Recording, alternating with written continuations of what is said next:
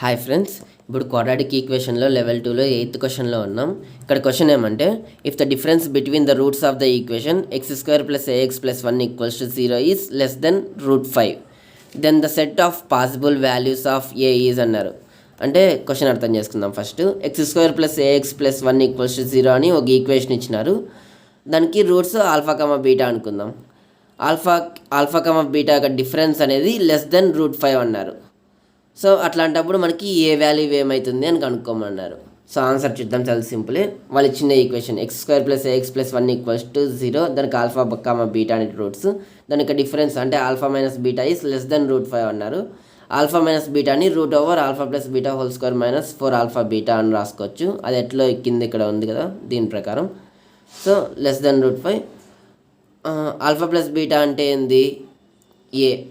ఏ అంటే దానికి square a² -4 into alpha beta అంటే 1. Therefore a² - 4 is less than 5. Roots cancel అయిపోతాయి. a² లెస్ దెన్ 9 అవుతుంది. దెర్ఫోర్ మనకి -3 less than a less than 3 వస్తుంది. a బిలాంగ్స్ టు -3, 3 అనేది మనకు ఆన్సర్. అది ఆప్షన్స్లో ఎక్కడ ఉంది? First option. Therefore option 1 is correct.